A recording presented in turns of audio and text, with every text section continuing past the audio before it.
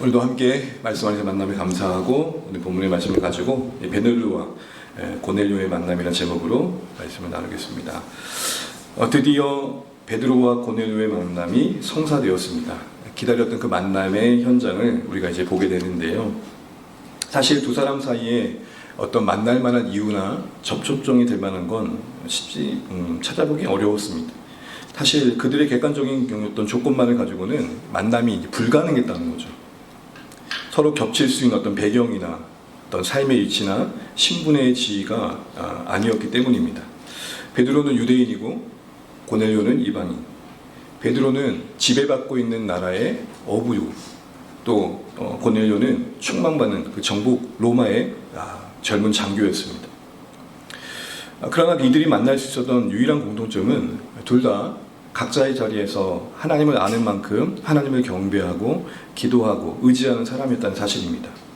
이 신앙의 요소가 그들 안에 공통점이 되어서 이후에 그들의 만남이 이루어지고 그리고 복음과 화해의 역사를 이어가는 아주 중요한 역사적 사건을 만들었음을 보게 됩니다.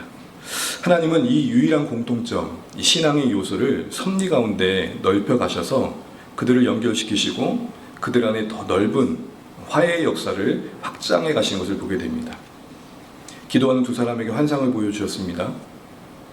또 각자의 자리에서 볼 때 만나야 될 사람들에 대한 어떤 선입견과 편견을 하나씩 허물어 가셨습니다. 이처럼 어떤 하나님의 부르심, 또 이끄심 속에 이들의 만남은 성사되었던 거죠. 그리고 그렇게 만남은 우리 모두가 잘 알고 있는 것처럼 이후에 복음이 온 열방 가운데 전해진 일들의 중요한 전환점이 된 사건이 되었습니다. 그래서 사도행전 11장 18절에 베드로가 요 일을 지나고 난 뒤에 돌아가서 예루살렘 교회와 그리고 이방인들을 극격히 멸시했던 할례자들에게 예루살렘의 그 교회에게 고넬료가 어떻게 예수님을 만났고 성령이 그들 가운데 어떻게 역사했는지를 나누게 될 때 그것을 들었던 그 고집스러웠던 편견에 가득했던 예루살렘 교회 성도들이 이런 고백을 합니다. 사도행전 11장 18절 우리 같이 한번 읽어보죠. 시작. 하나님께서 이방인에게도 생명 얻는 회개를 주셨도다. 아멘. 유대인들 입장에서 그리스도인 된 성도들은 이방인들을 바라볼 때 기본적으로 멸시하는 시선이 분명히 있었습니다. 그들에게도 복음이 필요하다는 걸 인정했지만 다만 전제 조건은 그들이 유대인이 되는 거였습니다. 한때 교회의 역사 속에서도 이런 시선으로 열방을 바라보는 강대국들이 있었습니다. 어떤 패권 국가로서 힘도 있고 그리고 또 기독교 국가라는 어떤 자부심을 가지고 세상을 정복해야겠다라는 마음으로 곳곳을 다니면서 선교했던 역사의 현장에 무엇이 있었냐면 그 사람들이 그대로 존중하고 그들 속에서의 하나님을 만나도록 도와준 게 아니라 그들을 그들처럼 자신들처럼 만드는 일을 했던 거예요. 그러니까 우리식으로 얘기를 하면 조선 사람들한테 와가지고 갓 벗기고 삭도 자르고 양복을 입히는 것을 복음이라고 생각했던 거예요. 유대인들에게는 그런 것들이 더 컸던 거죠. 그런데 이들의 시선이 오늘 이 두 사람의 만남을 계기로 이들에게도 하나님이 생명의 역사를 주시는구나는 중요한 깨달음을 갖게 됩니다. 이것은 이후에 복음이 땅끝까지 전해진 이들의 아주 중요한 기초가 되는 것이죠. 또한 하나님 나라의 그 전체적인 그림에서 보면 조금 더 넓은 시선에 보면 이들의 만남은 새로운 인류를 창조하심의 상징적인 사건이었습니다. 여전히 우리에게는 이방과 유다인이 이렇게 한 자리에서 대화를 나누고 예수님을 믿고 한 신자가 된다는 게 그렇게 감동스럽게 와닿지 않지만 그건 정말 놀라운 역사였습니다.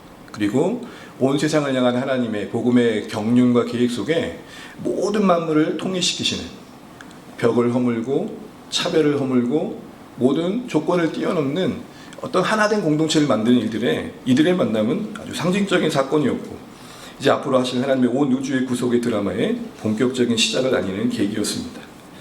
여러분 제가 이렇게 겨찬한 이야기를 하는 이유는 다른 것이 아닙니다. 다만 이 두 사람의 만남이 하나님의 섭리 속에 이끌림 받아서 그 중심의 신앙의 요소가 연결되어져서 확장되어져 복음의 역사에 아주 역사적인 사건으로 남겨진 이 일들은 그들만의 일이 아니라 오늘 성도를 부름받은 우리가 경험하고 꿈꿔야 될 일들이라는 것입니다. 가만히 생각해 보십시오. 신자된 우리가 함께 모여 공동체를 이룬다는 것, 우리의 만남, 여러분 이들의 만남의 공통점이 전혀 찾아볼 수 없었던 것처럼 사실은 우리도 그 어떤 연고도 없는 관계이기 때문에 만나 공동체를 이룬다는 자체가 상당히 신기한 일입니다. 이거는 우연도 아니고 인연도 아니고 하나님의 선적인 이끄심의 열매일 수밖에 없는 것이죠. 이 하나님이 주도하시는 이 이끄심 속에 공동체가 이루어져가고 있다는 것입니다. 이걸 볼 줄 알아야 됩니다.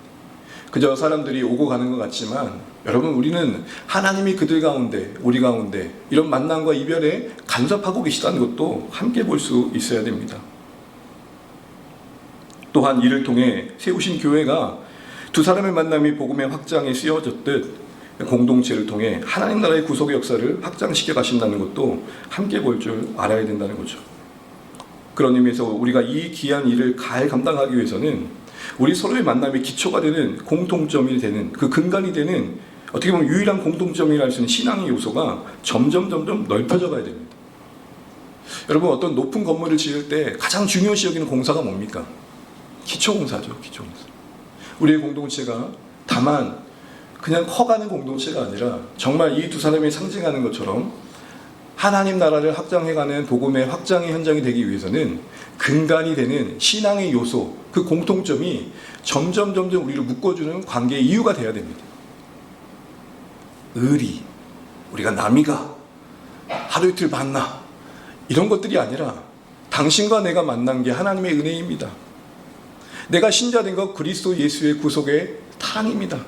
내 안에 그 사랑이 역사하듯 당신에도 그 사랑이 있으면 내가 봅니다.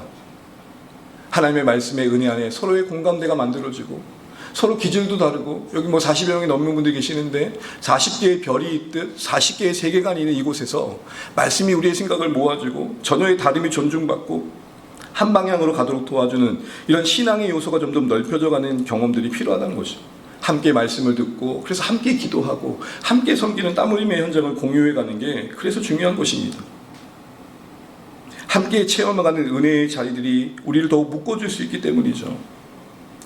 그래서 여러분, 우리의 공동체가 좀 더 건강하게 교회로서 세워진 가정 속에 목적하신 그 하나님 나라를 이루어가기 위해 점검해야 될 중요한 요소는 우리의 유일한 공통점이라고 할 수 있는 신앙의 요소, 다른 말로 예수 그리스도, 복음, 하나님에 대한 말씀, 하나님에 대한 어떤 경험, 이런 것들이 우리 안에 점점 넓혀져 가고 있는지를 생각해 볼 필요가 있는 것입니다. 예를 들면 이런 생각들이 더 깊어져 가는 겁니다. 그냥 우연처럼 만난 만남인 줄 알았는데 함께 하는 과정 속에 내가 사랑하는 주님을 저 사람도 사랑하고, 내가 귀하게 여기는 하나님 나라를 저 사람도 귀하게 여겨서 이렇게 만나 함께 하고 있구나, 이게 보이셔야 되는 겁니다. 저 사람이 나한테 얼마나 잘해주냐 못해주냐 이런 차원을 넘어서 우리의 시작과 근간이 되는 하나님에 대한 경외와 사랑이 오직 유일한 공통점이 되고, 그것이 점점 넓혀져서 그 다른 것들은 변수로 다 변방으로 밀어낼 수 있어야 된다는 것이죠. 차이가 있지만 차이가 그리 문제되지 않는 더 견실한 공통점들이 많아져야 한다는 것을 드리고 있는 것입니다. 에베소서 4장 3절에도 그래서 여러분 이렇게 말합니다. 하나됨을 지켜라 라고 했습니까? 하나 되게 하신 것을 지켜라 했습니까? 하나 되라는 말이 있음을 하셨습니까? 아니면 하나 되게 하신 것을 지키라고 하셨습니까? 여러분, 제가 질문하고 있는 겁니다. 하나 되라고 하셨습니까? 하나 되게 하신 것을 지키라고 하셨습니까? 하나 되라는 말씀을 하신 게 아니라 하나 되게 하신 것을 지키라는 거예요. 이 말의 전제는 뭐죠? 이미 우리는 공통점이 있는 존재라는 거예요. 그러니까 서로의 다름이 있지만 공통점이 되는 부분이 많아질수록, 넓혀질수록, 확장될수록 그 다름은 그리 문제되지 않는다라는 거예요. 관계의 개선과 깊이는 차이를 제거하는 게 아니라 공통점이 많아지는 겁니다. 저도 여러분 결혼이 하면서 20년 넘게도 하지만 아내와 관계를 보게 되면 여전히 달라요, 기질이. 그런데 공통점이 많아요. 사람에 대한 신앙적인 관점, 현실에 대한 신앙적인 자세의 그 모습들이 공통점이 많아지니까, 서로 어느새 닮아가니까 좀 닮아간 것 같지 않습니까? 좀 제가 손실 본 것 같은 느낌도 죄송합니다. 어느새 닮아가잖아요. 그 공통점의 확장이 우리를 나눌 수 있는 그 어떤 차이를 극복하는 유일한 대안이라는 겁니다. 잘 들어보세요, 여러분. 차이가 없는 관계가 친해지는 게 아니라 공통점이 많아지는 관계가 친해지는 겁니다. 공동체가, 교회가 점점 더 하나님의 뜻하신 대로 이루어져 가기 위해서는 오늘 이 두 사람의 유일한 공통점이었던 하나님 앞에 섰던 시간들이 각자에게 있어 그것이 씨앗이 되어서 접촉종이 되어서 점점 확장되어 하나님 나라를 이루는 시작이 되었던 것처럼 우리 서로 다른 사람들이 함께 모여서 하나 된다는 것은 단순히 물리적인 시간을 늘려가면서 같이 밥 먹는 시간이 많아지는 문제가 아닙니다. 그것도 참 중요하지만 신앙적인 공통의 경험들이 많아지셔야 됩니다. 함께 눈물 흘리며 기도하며 응답받았던 경험들이 많아지셔야 됩니다. 같은 말씀의 자리에서 그래 그 말씀이 그런 거였구나는 같은 이해의 시간들이 더 많아지셔야 됩니다. 별거 아닌 것 같지만 일주일에 한 번 예배드리는 이 시간에 같이 한 말씀 안에 함께 모여 자녀와 온 세대가 이 자리에 함께하는 것은 아주 중요한 교회의 교회됨에 그래서 기초가 되는 것입니다. 이런 의미에서 여러분 우리를 다시 한번 점검해 보죠. 우리는 우리의 만남이 근간이 되는 유일한 신앙 공통점이라고 할 수 있는 신앙의 요소에 대해서 얼마나 함께 넓혀가고 있는가. 이런 점검들 속에 우리는 다시 한번 본질에 더 가까워져 갈 수 있을 것입니다. 이제 이런 두 사람의 만남이 그렇다면 어떤 과정 속에서 진행되었고 그 과정 속에 우리 준 교훈들이 뭔지를 좀 생각해 보려고 합니다. 먼저 욥바에서 가이사랴로 향하고 있는 베드로의 모습입니다. 욥바에서 가이사랴로 향하고 있는 베드로. 그것은 순종의 걸음이었고 성장의 여정이었습니다. 순종의 측면이 있고 좀 더 넓은 인생의 관점에서 보면 그를 자라게 하는 여정이었습니다. 여러분 고넬료가 보낸 신하들과 대화하고 자신이 거하고 있던 무두장이 그 집에 유숙하고 있을 때 그들을 받아들이고 한 지붕 아래서 함께 잤던 그날 밤 여러분 베드로는 잠을 잘 잤을까요? 못 잤을까요? 여러분 이거를 질문이라 그럽니다. 잘 잤을까요? 못 잤을까요? 왜 못 잤을까요? 지금은 안 그래도 좀 호기롭게 받아들이긴 했지만 내가 이방인들과 지금 잠을 잔다고? 한 지붕 안에서 그것도? 평소에 개같이 여기는 자들과 함께 한 지붕 아래 지금 그 지붕 아래서 지금 잠을 자고 있다는 것 자체가 참 부담스러웠을 겁니다. 불편한 동거였던 거죠. 그만큼 꺼려지는 만남과 상황에 그가 있었습니다. 그런데 이방인 집으로 직접 찾아가는 걸음을 내딛고 있습니다. 그 가정에 의심하지 말고 함께 가라는 주님의 말씀에 설득이 있었죠. 그러기에 그가 가이사랴로 향하는 옮기는 발걸음은 단순히 지역적인 옮김이 아니라 신앙적인 한계를 극복하는 순종의 걸음이었습니다. 베드로에게는 욥바가 최선이었습니다. 그에게는 지역적으로 신앙적 의미 차원에서도 욥바가 가장 그가 할 수 있는 최선이었는데 하나님은 더 한 걸음 더 내딛도록 불편한 동거와 또 예측되건대 이방인 집에 찾아가는 이런 껄끄러운 일들을 하게 하셨던 것이죠. 그러나 사실 이방인들이 자신의 집에 찾아와서 거하게 하는 정도는 그나마 할 만한 일이었지만 자신이 직접 걸음을 걸어서 이방인 있는 곳으로 가는 것은 더 어려운 차원의 문제였습니다. 왜냐하면 28절 보시는 것처럼 베드로가 직접 얘기하잖아요. 고넬료를 만나가지고 여러분 제가 여러분과 함께 이렇게 하는 것은 제가 속해 있는 유대인들 입장에서는 위법입니다. 그러니까 금하고 있는 겁니다 라는 거예요. 한마디로 욥바에서 가이사랴로 가는 걸음은 더 불편하고 원하지 않는 힘든 쪽으로 지금 이끄심을 받고 있는 베드로의 삶을 보여주고 있는 것입니다. 그런데 그것이 분명히 자신의 신념과 다르고 자신의 소신과 다름에도 불구하고 베드로는 가고 있었다는 겁니다. 지난주에 잠깐 언급했지만 이 욥바가 상징하고 있는 구약에 또 연결되는 인물이 있습니다. 여러분 이 욥바에서 똑같이 느니에라는 이방인을 향해 가도록 명령을 받았던 한 사람이 있었는데 그는 욥바에서 이방인인 니느웨로 가지 않고 오늘 베드로로 비교해보자면 가이사랴로 가지 않고 엉뚱한 곳 다시스로 갔던 인물이 있었죠. 그게 누구였죠? 예? 요나. 이거는 성경적 해석입니다. 요나의 전체적인 주제를 한마디로 말하면 요나가 문제라는 거예요. 그 고집스러운 편견, 유대인으로서의 그 자부심이 하나님이 이방을 향해 공유를 베푸시는 쪽에 큰 걸림돌이 되고 있는. 여러분 우리가 보고 있는 것처럼 고넬료의 핵심보다 하나님께서 지금 계속 중요하게 다루고 계신 게 뭐죠? 베드로의 변화예요. 여러분 그거 깊이 생각하셔야 돼요. 쉽게 이렇게 한번 얘기해 볼게요. 저도 경험하고 저도 듣고 보는 거지만 저도 저 자신을 돌아볼 부분이 있지만 이런 말을 듣는다는 거예요. 너만 몰라. 왜 문제인지를 너만 몰라. 그런 말 듣는 경우가 있고 하게 되는 경우가 있으시죠?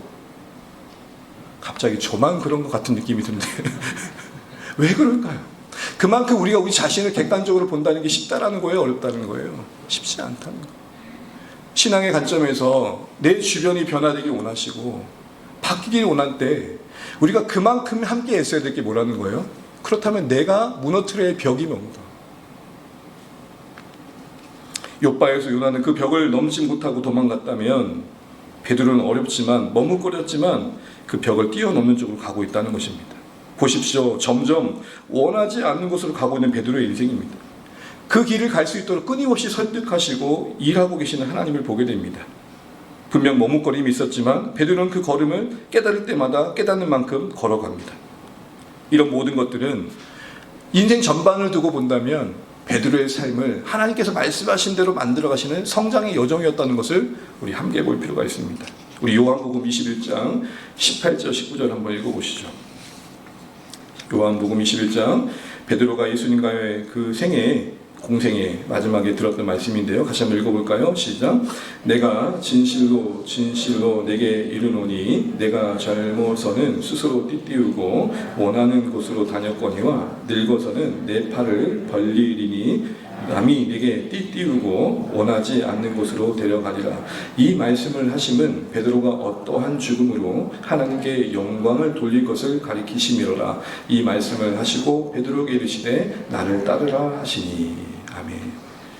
여러분 말씀드린 것처럼 베드로는 지금 점점 원하지 않는 쪽으로, 그가 기대하지 않는 쪽으로 이끄심을 받고 있고 설득을 받고 있고 어렵지만 그것을 하나씩 넘어가고 있습니다. 그런데 여러분 이것이 그의 인생 여정 전반을 두고 본다면 하나님이 그를 자라게 하시는 과정이었다는 것을 우리가 보고 있습니다.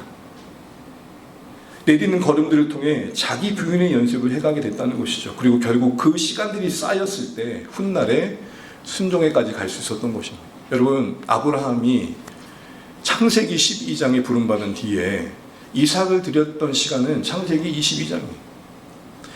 12장에 20장의 시간은 긴 시간이에요. 3, 40년 되는 긴 시간. 당장에 아브라함이 자신이 거하고 있던 고향 땅을 떠나는 것도 대단한 믿음이었지만 하나님 그를 그대로만 머물게 하지 않으시고 더 불편한 자리를 이끄셔요. 그렇게 어렵게 낳은 자녀를 바치라고 하는 게 얼마나 불편해요. 얼마나 번거롭고 하나님 도대체 왜 그러신 분이세요? 라고 물을 수밖에 없는 상황들이잖아요. 그런데 하나님 그 상황에 그를 두셔서 더 큰 하나님을 경험하게 하시고 그 시간을 지났기 때문에 알게 되는 하나님의 선하심에 대한 이해가 자라가게 됩니다. 한마디로 불편함에 거듭된 자기 부인의 여정은 성장의 여정이었다라는 것입니다. 어느 유명한 운동선수가 그러더라고요. 하드 트레이닝을 얼마나 하세요? 푸시업은 몇 개나 하세요? 개수를 제한하지 않습니다. 제가 10개 할 때까지 가뿐하고 11개 할 때 뽀짝 된다면 그 11개에서부터 10개를 더 합니다. 이렇게 얘기하는 거예요. 여러분 실제적으로 운동하는 분들도 하중을 칠 때 친다는 죄송합니다. 무게를 자기에 맞는 무게를 잴 땐 내가 얼마만큼 들 수 있냐를 기준으로 삼는 거죠. 내가 만약에 10kg를 가뿐히 들 수 있다면 10kg 이상부터는 뭐가 되는 거예요? 그때서야 운동이 된다는 거예요. 내가 할 수 있는 범위 밖에서부터 우리는 성장되어져 가는 여정이 시작된다는 것입니다. 오늘 요한복음 21장을 보십시오. 하나님의 베드로의 인생의 그림이 뭡니까? 궁극적으로 하나님은 그의 마지막을 순교로서 하나님께 영광 돌리도록 계획하고 계십니다. 근데 여러분 당장에 순교를 하게 하신 게 아니라 거기까지 가는 동안 그 젊었을 때 멋대로였던 그의 성품이 늙어져서는 누군가가 띠띠워져 원하지 않는 곳으로 가는 삶으로 바꿔 가시면서 결국 순교의 자리에 서게 하셨다. 이 얘기를 하고 있는 겁니다. 다시요. 베드로가 젊었을 때 가장 특징이 뭐예요? 베드로의 복음서 내에서 가장 특징이 뭐죠? 저요. 제가 할게요. 다 부인해도 제가 부인 안 해요. 항상 자기 주장이 앞섰고 자기의 생각이 늘 먼저 나왔고 남들보다 뒤처진 거 제일 싫어했던 사람. 젊었을 때는 그냥 자기 뜻대로 자기 원하는 대로 살았어요. 그런데 하나님이 이 순교의 인생으로 만드시기 위해서 어떻게 하셨다고요? 점점 늙어져 갈수록 원하지 않는 곳으로 가게 하셨대요. 처음엔 자기가 띠를 띄웠다면 이제는 누군가가 자신의 띠를 띄우는 쪽으로 가더래요. 원치 않는 상황 속에 자꾸 거하게 하시더래요. 원치 않는 만남들을 갖게 하시더래요. 결국엔 나중에 이 시간들이 쌓여서 하나님의 이 인생을 향해 말씀하셨던 말씀대로 그의 순교의 죽음으로 영광을 받아주시게 되었다는 것입니다. 참고로 베드로는 전승에 의하면 이렇게 죽음을 맞이했다고 합니다. 거꾸로 십자가에 매달려 죽었다. 한마디만 더 붙인다면 왜 거꾸로 매달렸냐 했을 때 내가 하나님 아들 예수 그리스도처럼 똑바로 매는 것도 부끄럽습니다. 나는 차라리 그냥 거꾸로 매주십시오. 이렇게까지 낮아진 모습이었다고 합니다. 사랑하는 주 안의 가족 여러분, 여기서 우리는 베드로의 순교의 여정까지 하나님이 그를 만들어 가셨다는 것뿐만 아니라 우리 인생을 또 통찰하게 됩니다. 젊어서 전투수로 띠뛰고 원하는 곳으로 다녔던 그의 인생이 점점 늙어져 갈수록 원하지 않는, 기대하지 않는 곳으로 데려감을 당함을 통해서 신앙의 관점에서 보면 성장했다는 것입니다. 단순히 우리가 늙어져 간다는 게 나이 드는 게 아니라 세월 속에 그 시간의 흐름 속에 맺혀가야 할 어른스러움과 성숙함이 분명히 있다는 것을 보여주는 것이죠. 여러분, 성숙이 뭡니까? 저는 이것을 쉽게 이렇게 말하고 싶습니다. 폼 내는 게 아니라 폼 나는 겁니다. 폼 낸다는 건 뭐죠? 속은 전혀 그러지 않는데 겉으로 그럴듯하게 포장하고 치장합니다. 주변에 여러분 폼 낸 사람들 많죠? 가끔 이제 남자들이 보면 이러더라고요. 왜 그래? 봐달라는 거예요. 뭘 봐요? 뭐 여성들 어떨지 모르죠. 남성들이 시기의 부심이 있어요, 여러분. 전혀 안 그러신가요? 각자가 뭔가 폼을 내려고 그래요. 그런데 성숙은 뭐라고요? 감춘데도 그 매력이 감춰지지 않고 나오는 거예요. 자연스럽게 그 안에서 뭔가 아름다움이 느껴지는 거예요. 티를 내지 않지만 티가 나는 거. 이걸 좀 전문용어로 우리 이렇게 말하죠. 꾸안꾸. 꾸안꾸가 뭐예요? 여러분 이 정도 해야 이 세대에 살아갈 수 있어요. 꾸민 듯 안 꾸민 듯 꾸민 거. 말이 어렵죠? 맞나요? 사랑하는 주 안에 가족 여러분, 우리가 베드로의 인생을 보세요. 여러분, 베드로가 얼마나 평소에 처음에 폼 내려고 했어요. 제자들 가운데 얼마나 멋져 보이려고 했어요. 그런데 여러분, 저는 요즘 베드로 보면 이 인생이 점점 무르익어가는 게 보여요.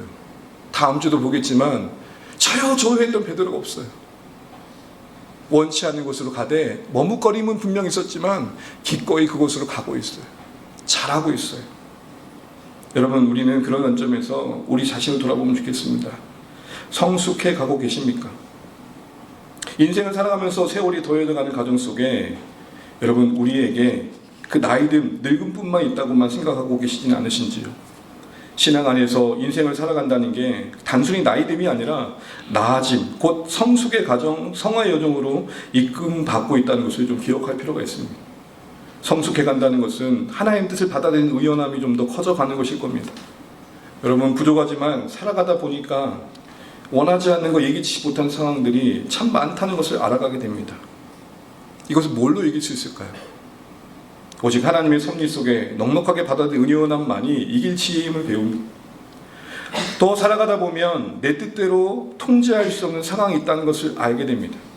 내 뜻대로 사람을 통제할 수도 없고, 내 뜻대로 관계를 통제할 수도 없고, 내 뜻대로 상황을 통제할 수 없다는 한계를 느끼는데, 성숙해 간다는 건 그게 무기력하게 와닿는 게 아니라 내가 통제할 수 없는 현실과 상황과 사람을 무기력함으로 받아들이는 게 아니라 하나님을 의지하는 것으로 승화하는 것입니다. 사실 뭔가를 내 힘으로 할 수 없는 한계는 우리를 무력하게 합니다. 좌절하게 하고, 때로는 자신을 좌절하게 하거나 누군가를 원망하게 합니다. 내가 너를 만나 이렇게 된 거야. 내가 이런 상황이 되니까 이렇게 된 거야. 이러면서 말이죠.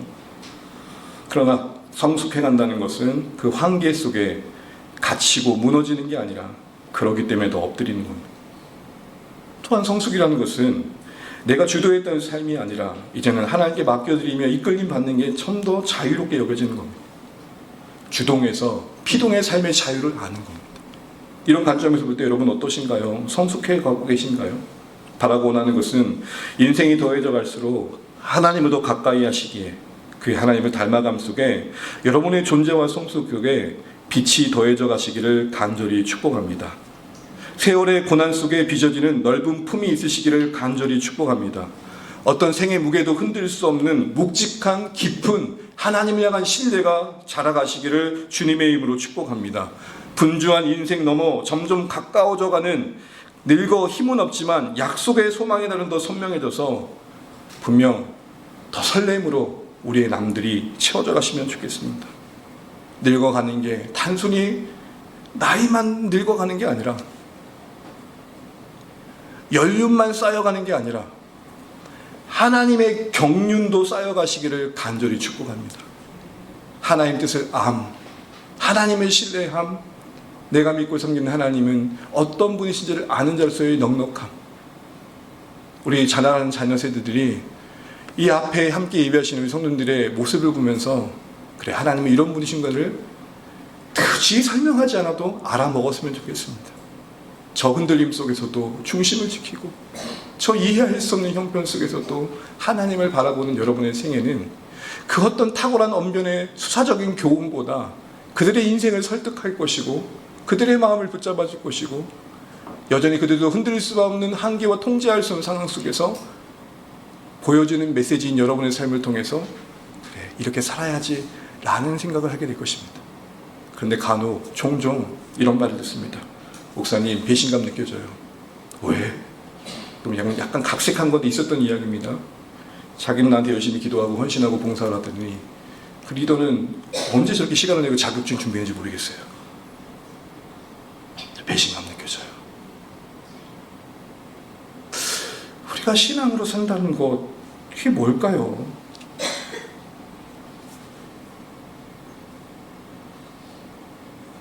여러분, 이처럼 늙어가지만 고요한 설렘이 있고 그 사회적 그 어떤 신분과 상관없이 위치와 상관없이 그 인생만으로도 흔들 수 없는 묵직함이 있고 더 가까이 가고 싶은 빛됨과 따뜻함이 있는 어른들이 그리운 시대입니다. 여러분들이 그런 어른들 되시기를 간절히 축복합니다. 가서 나누고 싶고 기대고 싶고 묻고 싶고 마음을 열고 나의 인생을 함께 공유하고 싶은 그런 어른들로 세워져 가시면 좋겠습니다. 마지막으로 오늘 본문을 보게 되면 친족과 가까운 친구들을 모아 기다리는 고넬료를 보게 됩니다. 우리 24절 같이 한번 읽겠습니다. 시작. 이튿날 그의 친척과 가까운 친구들을 불러 모아 기다리더니 아멘. 여러분, 참 희한한 사람이에요, 고넬료는. 베드로가 이방인 고넬료 집 문지방을 넘어갈 때, 참 이건 기적이죠. 어쨌든 넘어갈 때 고넬료 가족만 있었던 게 아니에요. 초대된 이들이 있었던 거예요. 이런 질문을 드는 거죠. 왜 고넬료는 이 자리에 그 가족들과 친척들, 더 나아가 가까운 친구들 다 불러 모았을까요? 여러분, 상상을 한번 해보세요. 그 사람들을 불러 모으기 위해서 어떤 노력을 했겠어요? 한 사람 설득해가지고 와달라고 했겠죠. 그 마음속엔 분명 하나님의 종 베드로를 통해 주실 하나님의 축복이 그들 가운데 임하면 좋겠다는 소원함이 분명히 있었기에 가능했을 것입니다. 여러분, 고넬료 입장에 잠시 대보죠. 고넬료는 이방인입니다. 당시 이방인이 유대교를 개종해서 여호와를 경외한 자가 된다는 것도 쉽지 않은 일인 것은, 피정복국의 종교를 자기의 종교로 삼는 것은 당시 보면 왕따당할 만한 일이에요. 유독 유대교는 다신사회였던 그때에 오직 유일신만을 강조했기 때문에 매력 있는 종교도 아니었어요. 그런데 이 사람이 어떤 감동이 있었는지 하나님을 경외하는 유대교에 가입한 거예요. 그런데 여러분, 유대교도 차별이 있었어요. 그러니까 들어온 이방인은 받아주긴 했지만 어느 정도의 선을 못 넘겠어요. 당신은 딱 여기를 못 넘습니다. 그게 이방인의 뜰이에요. 성전에 이방인 뜰 그 넘어가지 못하게 했어요. 그러니까 유대교에 가고 싶어서 갔지만 넘을 수 없는 한계에 뭐가 있었을까요? 목마름이 있었어요. 그랬던 어느 날 갑자기 꿈속에서 하나님이 나타나신 거예요. 천사를 통해. 그러면서 하신 말씀이 뭐예요? 너의 구제와 너의 기도를 내가 다 기억하고 있다. 여러분, 이거 저주의 칭찬이에요. 네? 이 칭찬을 들었을 때 이 새로운 하나님과의 만남 속에 아마 그가 갖고 있던 목마름을 해결할 수 있는 새로운 길이 여기 있겠다는 생각 분명히 했을 것입니다. 그 축복의 습격 속에 그는 어떤 마음이 들었을까요? 야, 이거 뭔가 정확하게 뭔지 모르겠지만 베드로를 모시고 와서 그 자리에 있으면 하나님 주시는 은혜가 있겠구나라는 생각을 했을 거라는 거죠. 고넬료는 결국 그 축복의 기대가 자기에만 머물지 않고 자기만 독점하지 않고 혼자 누릴 수 없으니 데려온 거예요. 여러분, 쉽게 말하면 좋은 말씀의 자리에 있는데 여러분만 가는 것은 아니라는 거예요. 진짜 여기 그 친구가 너무 좋겠다 하고 그냥 몇 주 전부터 구워 살는 거예요. 밥을 사주고 커피를 사주고 너 왜 그래? 안 하던 짓 해. 아니야, 괜찮아. 너 사랑해서 해. 그러다가 결국 결정타임 날리죠. 이날 올래? 근데 그때 온다 그러면 감사하고 안 온다 그러면 야, 밥값 내라. 뭐 그럴 거예요. 어쨌든 여러분, 우리가 그런 마음으로 누군가를 초대하는 것처럼 고넬료도 그랬던 거예요. 하나님의 은혜가 기대되는 그 자리에 그들과 함께하면 좋겠다는 거예요. 사랑하는 주 안에 가족 여러분, 부족하지만 그래도 이곳에 하나님의 은혜가 있다고 생각되었을 때 이 자리에 함께 있었으면 좋겠다는 분들 계시잖아요. 가슴 아리하면서 바라보는 분들 계시잖아요. 바로 고넬료도 그런 사람들을 떠올리면서 초청한 거예요. 적어도 이 고넬료 입장에서는 그가 구제로서 많은 사람들 돕긴 돕고 환대를 베풀었지만 자기가 베푸는 구제에 비하면 하나님이 주시는 축복은 비교할 수만큼 풍성하다는 확신이 그에게 있었던 겁니다. 고넬료는 베드로를 통해 전해주신 하늘의 축복, 그것이 무엇인지는 뭔가 확실할 수 없었지만 그 은혜가, 그 축복이 그동안 자신이 나누었던 그 어떤 것들보다도 풍성하다는 확신이 있었기 때문에 그들을 초대할 수 있었던 겁니다. 평소 그가 나눌 수 있고 줄 수 있는 거라면 굳이 그렇게까지 초대할 수 있는 게 아니었겠죠. 결국 고넬료의 기대의 초대 속에는 자기도 정말 하나님의 축복을 받았으면 좋겠다는 간절함도 함께 포함되어 있었던 것을 우리가 보게 됩니다. 사랑하는 주 안에 가는 여러분, 그리고 이러한 초대와 환대는 다 다음 주에 보겠지만 그곳에 성령이 임하는 거룩한 현장이 되는 계기가 되었습니다. 성도로서 우리의 삶에 이웃들을 돌아보는 여러 일들을 하실 겁니다. 내가 가지고 있는 물질, 내가 가지고 있는 어떤 소유의 일부들을 나누고 돌보며 그 누군가를 환대하는 수고와 애씀은 여러분 진짜 귀한 일입니다. 정말 아름다운 일입니다. 하지만 하나님께서 축복하시도록, 하나님께서 우리가 섬기는 그들을 하나님께서 만나주시도록 그 은혜의 자리에 그들이 서도록 도와주는 것은 더 본질적이면 더 중요한 것입니다. 우리가 섬기는 필요를 채움이 불필요하다는 게 아닙니다. 여러분 잘 분별하세요. 공부가 불필요하다는 게 아닙니다. 그러나 공부만큼이나 그들이 하나님을 경외하는 것은 그 인생의 기초로서 너무 중요하다는 겁니다. 우리 종종 듣는 예화 있잖아요. good, G-O-O-D라는 영어, good이라는 영어에서 G-O-D, 갓을 빼면 뭐만 남아요? 0만 남아요. 아무리 좋아도 하나님이 빠지면 제로의 인생, nothing이요. 0, 제로에다가 G-O-D를 더하면 9이 돼요. 별거 없는 인생이지만 하나님이 그 인생에 개입하시면 very nice, much good, 이러면 안 된다. very good. 이 기본적인 생각 속에 고넬료는 정말 저들이 하나님을 만났으면 좋겠다라는 생각, 초대했던 거예요. 여러분 이 마음이 우리 일상을 하나님이 원하시는 선교 현장으로 만드는 겁니다.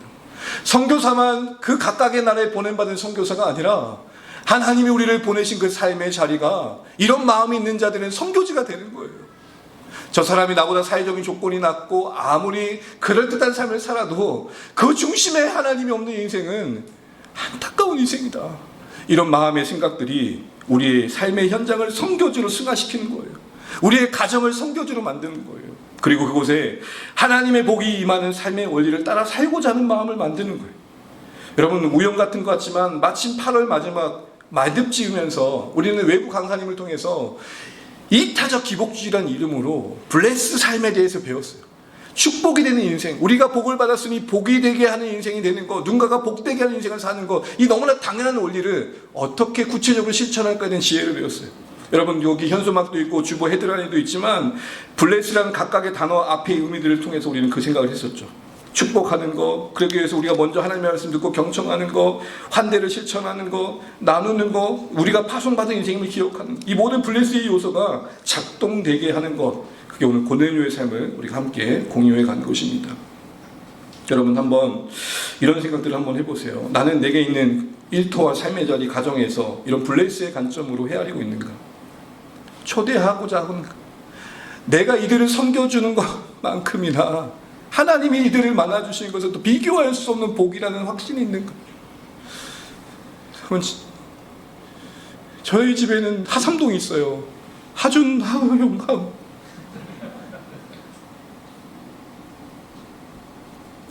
열심히 산다고 살아 이 자리까지 왔다고 왔지만 여전히 저들에게 줄 수 없는 것은 한계를 느껴요.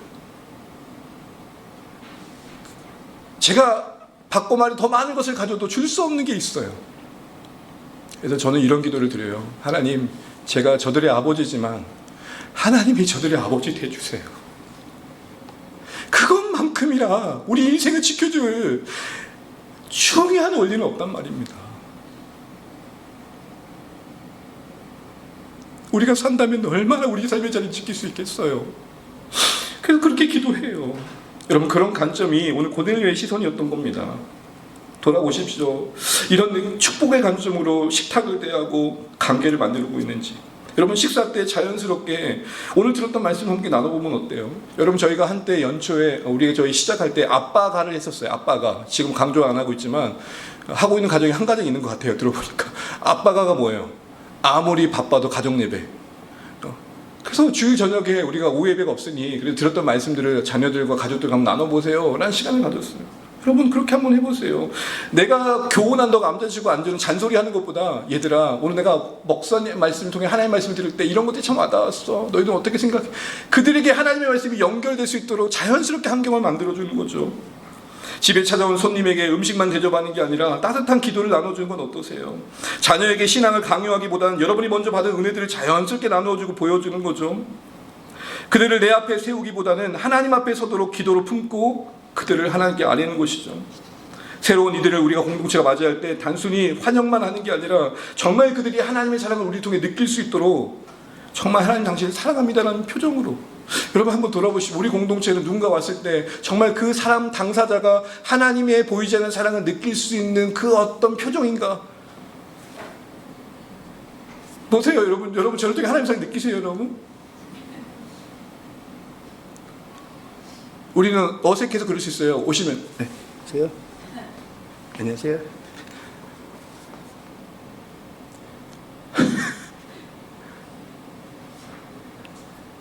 옆집 형님 잠깐 앞으로 나와주세요. 안 해요? 하은아 너 잠깐 앞으로 나와. 빨리 나와, 빨리. 나오세요. 하삼동 빨리 나오세요. 빨리. 갑작스럽게 죄송합니다. 아유, 오셨어요. 이렇게 좀 해주세요.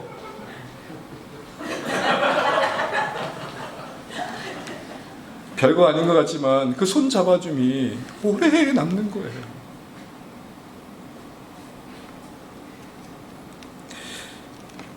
개인적인 은혜의 자리를 혼자만 가져가지 마시고, 받았던 은혜를 혼자만 받지 마시고 나누십시오.